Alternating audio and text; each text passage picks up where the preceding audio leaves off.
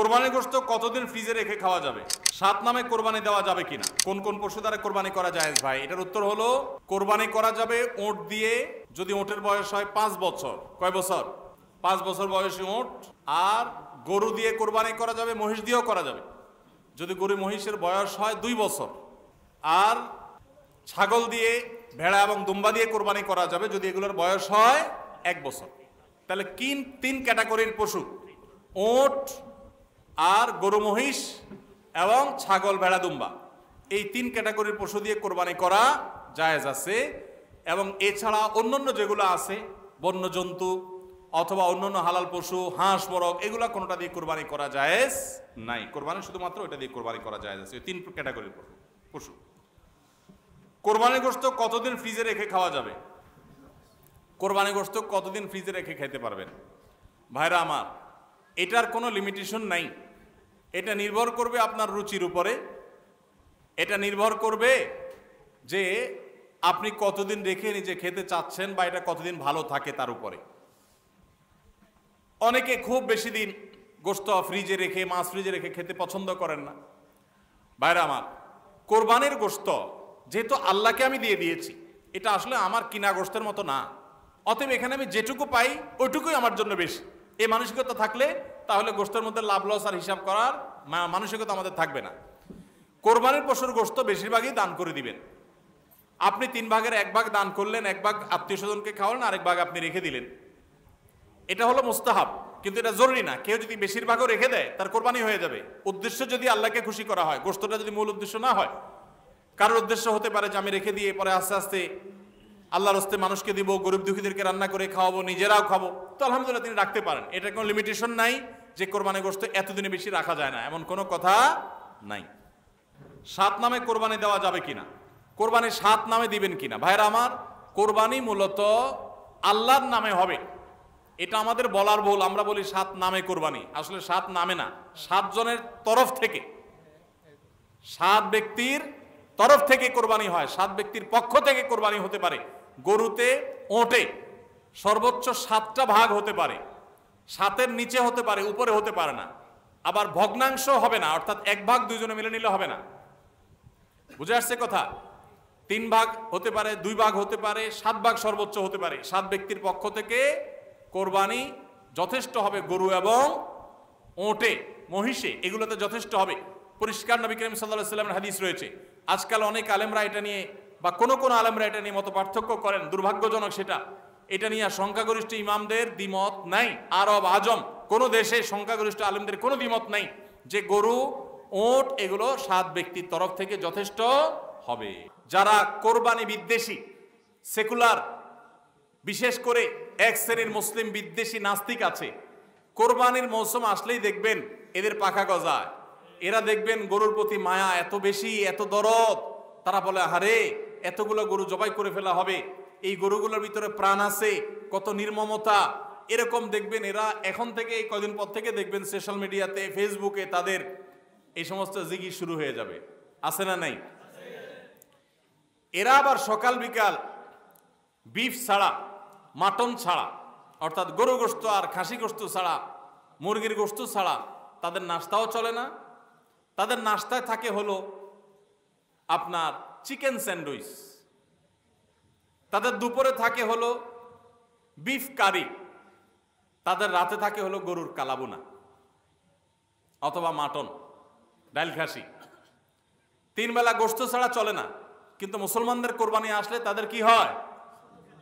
Allergy ছাড়া চুলকানি শুরু হয়। আছে না নাই? এই জন্য এদের প্রতিবাদে কোরবানি আরো বেশি করে করবেন, কিন্তু সেটা আল্লাহকে খুশি করার জন্য যেন হয়। কারে খুশি করার জন্য হবে?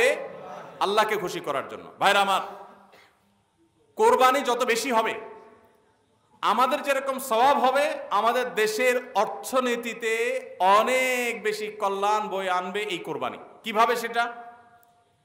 প্রতি বছর কোরবানিতে যে লক্ষ লক্ষ গরু ছাগল জবে হয়, এই লক্ষ লক্ষ গরু ছাগল এগুলো তো আসমান থেকে নাজিল হয় না, জমিন ফেড়ে বের হয় না। এক সময় ইন্ডিয়ান গরুর উপরে আমাদের দেশ নির্ভর ছিল। আলহামদুলিল্লাহ গত বেশ অনেক বছর ধরে আপনারা দেখেন যে আমাদের দেশীয় গরু দিয়েই আমাদের কোরবানির ম্যাক্সিমাম চাহিদা প্রায় পূরণ হয়ে যায়। ইন্ডিয়ান গরুর উপরে এখন আর আমাদের কোরবানি নির্ভর নয়।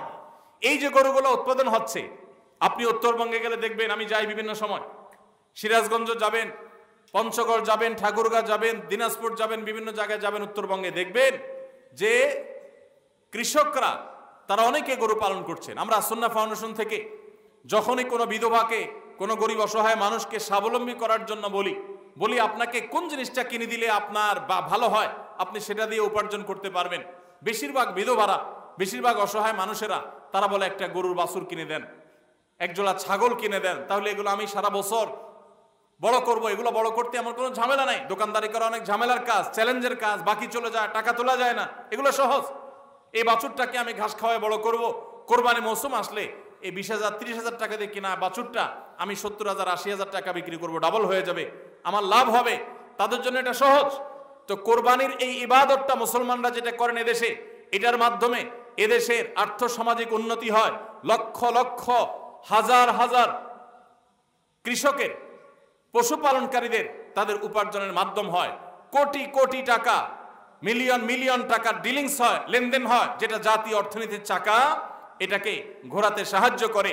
কোরবানির এই ইবাদত এটা আমাদের অনেক গরিব অভাবী মানুষের পুষ্টির যোগান দেয়। আপনারা জানেন অনেক গরিব মানুষ আছেন কোরবানির মৌসুমে মন ভরে একটু গোশত খাইতে পারেন, সারা বছর গোশতের দাম এত বেশি, তো বেচারারা কিনে খেতে পারেন না। তাহলে কোরবানির এই গোশত, কোরবানির এই উৎসব, এই ইবাদত, এটার মাধ্যমে পশুপালনকারীদের উপার্জনের মাধ্যম হয়। সারা বছর যারা অপেক্ষা করে কোরবানির সময় পশু জবাই করে, পশু বিক্রি করে আবার তারা পশুপালন করবে, এর মাধ্যমে তাদের আর্থিক যে অনটন আছে এটা দূর হয়, তাদের উপার্জনের মাধ্যম হয়। আবার গরিব অভাবী মানুষ যারা আছে, যারা পুষ্টির অভাবে থাকে, পুষ্টিহীনতায় থাকে, তাদের আমিষের অভাব থাকে, তাদের খাদ্যের মধ্যে আমিষ পরিমাণ মতো থাকে না, সেই লোকগুলোর এই কোরবানি উপলক্ষে এক একজন 2 কেজি 4 কেজি 5 কেজি গোশত পাইলে কয়েকদিন ধরে তারা আমিষ খেতে পারে, তাদের পুষ্টির যোগান হয়। ভাইরা আমার, এর মাধ্যমে লক্ষ লক্ষ কোটি কোটি টাকা লেনদেন হওয়ার কারণে দেশের অর্থনীতির চাকা সচল হয়। নানা দিক থেকে এর পার্থিব উপকারিতা আছে। যারা কোরবানির বিরোধিতা করে ওরা বসে বসে ওই মাটন কারি, ওই বসে বসে আপনার বিফ, বসে বসে চিকেন স্যান্ডউইচ এবং বসে বসে তারা বার্গার খাওয়া ছাড়া আর কোনো কাজ তাদের নাই। এদেশের অর্থনৈতিক উন্নয়নের পিছনে তাদের কোনো ভূমিকা নাই। প্রবাসের যে রেমিটেন্স এদেশে আছে, যত রেমিটেন্স আসে, যেটি আমাদের দেশের অর্থনীতির চাকাকে সবচেয়ে বেশি সচল রাখে, গার্মেন্টস শিল্প একটা চাকা আর রেমিটেন্স আরেকটা চাকা, এই দুইটা চাকা আমাদের দেশের অর্থনীতিকে মূলত সচল রাখে। সবচেয়ে বেশি বৈদেশিক মুদ্রা আমরা কামাই এই দুইটা মাধ্যমে। ভাইরা আমার, আপনারা নিশ্চয়ই জানেন চাঁদপুর এলাকার মানুষ আপনারা, এই চাঁদপুরে প্রায় প্রতিটা ঘরে ঘরে বিদেশি আছে না নেই? প্রত্যেকটা ঘরে ঘরে প্রায় অনেক প্রবাসী ভাইরা আছেন। এই প্রবাসী ভাইরা যারা আছেন, যাদের টাকায় এ দেশের অর্থনীতির চাকা চলে, তারা ম্যাক্সিমাম মিডল ইস্ট প্রবাসী বা মালয়েশিয়ান প্রবাসী, ম্যাক্সিমাম তারা মুসলিম কান্ট্রিগুলোতে শ্রম দিতে গেছেন এবং তাদের ঘাম ঝরানো টাকা দিয়ে এদেশ সচল হয়। আর এই দেশের আইন, এদেশের নিয়ম, এদেশের সংবিধান, এদেশের সবকিছুর ক্ষেত্রে সবচেয়ে বেশি পোদ্দারি করে হলো ইসলাম বিদ্বেষীরা, আর টাকাটা আনে সবচেয়ে বেশি ইসলামিস্টরা। যত মধ্যপ্রাচ্য প্রবাসীরা টাকা আনে তাদের 99% তারা আলহামদুলিল্লাহ ইসলামকে ভালোবাসে, মহব্বত করে। আমি 10 বছর সৌদি আরবে প্রবাসী ছিলাম, আমি জানি। আমি মিডল ইস্টের বিভিন্ন দেশ ঘুরে ঘুরে প্রবাসীদের ব্যক্তিগত জীবন, তাদের চিন্তা দর্শন, এগুলোকে কাছে থেকে দেখার সুযোগ আমার হয়েছে। প্রবাসীদের যে টাকা এদেশের অর্থনীতির চাকা সবচেয়ে বেশি সচল থাকে। আমি ইউরোপ আমেরিকায় থাকা প্রবাসী ভাইদের প্রতি শ্রদ্ধা রেখে বলছি, তাদের মধ্যে অনেকে আছেন যারা দেশকে ভালোবাসেন, কিন্তু ম্যাক্সিমামের অবস্থা হলো যে তারা যদি ওই সমস্ত দেশে একবার যেতে পারে, তাহলে দেশে জমি জমা, বাড়ি গাড়ি যা আছে এগুলো বিক্রি করে ডলার করে হুন্ডির মাধ্যমে নিয়ে যায়। কারণ ওই দেশে তার একটা বাড়ি কেনা লাগবে, কারণ সে সেখানকার নাগরিক হয়ে যায়। আর মিডল ইস্টে যারা যায় তারা নাগরিক হইতে পারে না, এই জন্য ওখান থেকে একটা রিয়াল, একটা দিরহাম পারলে ওইটা বাঁচিয়ে দেশে পাঠায়। ঠিক না ভাই? ঠিক। অতএব কোরবানির উৎসবের মাধ্যমে দেশের অর্থনীতির চাকা সচল হয়। প্রবাসীদের কষ্টার্জিত আয়ের মাধ্যমে দেশের অর্থনীতির চাকা সচল হয়। এদেশের অর্থনীতির চাকা সচল হওয়ার পেছনে সবচেয়ে বেশি ভূমিকা যাদের, তাদের বিরুদ্ধাচরণকারী যাদের কোনো ভূমিকা নাই, বসে বসে বার্গার খাওয়া ছাড়া, চিকেন আর বিফ কাট, আপনার মাটন খাওয়া ছাড়া যাদের আর কোনো কাজ নাই, এরাই কোরবানি আসলে গরুর জন্য মায়া কান্না শুরু করে। এজন্য এদের প্রতিবাদে আরো বেশি বেশি করে কোরবানি করবেন। আপনাদেরকে কোরবানি কম করতে বলি নাই, কিন্তু কোরবানির উদ্দেশ্য যেন হয় আল্লাহকে শুধু খুশি করা, সেটা নিশ্চিত করতে হবে। সবাই চেষ্টা করবো তো ইনশাআল্লাহ। আল্লাহ আমাদের সবাইকে আল্লাহর উদ্দেশ্যে কোরবানি করার তৌফিক দান করুন।